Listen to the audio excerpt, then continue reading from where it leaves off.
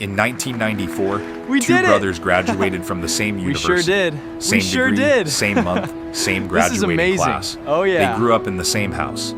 Their dad worked at a factory. Their mom was a nurse. Neither of them had a single dollar invested when they walked across that stage. Fast forward 30 years. One brother is worth $2.3 million. He retired at 58. He travels 3 months a year. He hasn't stressed about a bill since 2011. The other brother is still working, not because he wants to, because he has to. He earns more money than his brother ever did. He drives a nicer car, lives in a bigger house, and he has less than $12,000 saved for retirement. Same start, same family, same education, completely different outcomes. Today I'm going to show you exactly what separated them and why the answer has almost nothing to do with income. Now, before I show you what actually separated these two men, I want you to think about which one you're closer to right now, not in terms of wealth, in terms of behavior. Because here's the thing, nobody in the financial world wants to admit. The gap between the 93% and the 7% isn't income. It isn't luck. It isn't even intelligence. It's 3 specific behaviors, done consistently for long enough. That's it. And in the next 14 minutes, I'm going to give you all 3 for free. Let me show you a number first. According to the Federal Reserve's most recent survey of consumer finances, the most comprehensive study of American household wealth ever conducted, the top 10% hold 67% of all wealth in this country. The bottom 50%, they hold 2.5%. Now, most people hear that and blame the system.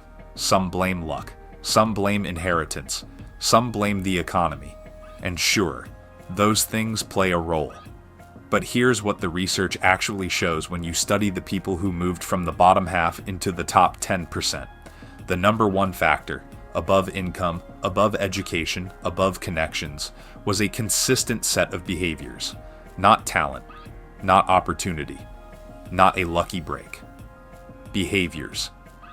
This matches exactly what Thomas Stanley found in the Millionaire Next Door, a 20-year study of over 1,000 millionaires in America. The conclusion? Most millionaires built wealth quietly, slowly, and behaviorally. They weren't the highest earners in their neighborhood. They were the most consistent.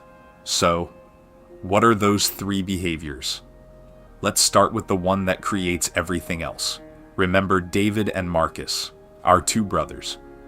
When David got his first paycheck, he did what most people do. He paid his rent, his car, his phone, his subscriptions, bought a few things he wanted, and with whatever was left, he thought about saving. The problem? There was never anything left. Marcus did something different. The week he started his first job, before he paid a single bill, before he bought a single thing, he set up an automatic transfer. Every payday, 15% of his income moved directly into an index fund. He didn't see it. He didn't think about it. It just happened. This is called paying yourself first, and it's not a new idea.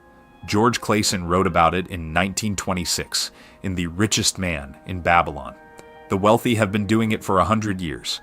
But here's the piece that changes everything. Automating it removes the decision entirely.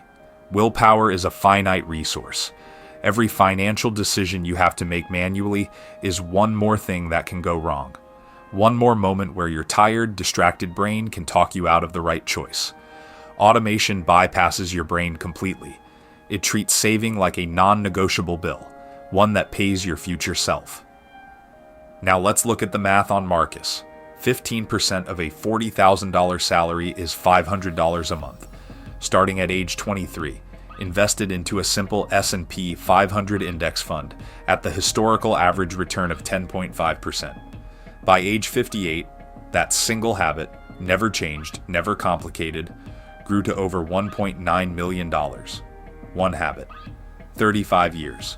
1.9 million. David never automated anything. He always meant to save more next month. Next month never came. David bought a BMW at 27, financed it, $780 a month. Marcus drove a 2009 Honda Civic he paid $6,000 cash for until he was 34. But Marcus could afford a nicer car, you might be thinking. Yes, he absolutely could have. That's the point. The wealthy understand something that takes most people decades to learn. Every dollar you spend on looking wealthy is a dollar not working toward being wealthy. This isn't about being cheap. Marcus took vacations. He went to concerts. He ate at good restaurants. He just had one rule. If it goes down in value, make sure investments are covered first. The financial world has a name for what David fell into: lifestyle creep. As income goes up, spending tends to match it, or exceed it. The 93% let their lifestyle expand with every raise. The 7% expand their investments first, and let lifestyle grow with whatever's left. Here's the brutal truth about David. He out-earned Marcus every single year for 3 decades. He earned more, he spent more, and he ended up with a fraction of the net worth.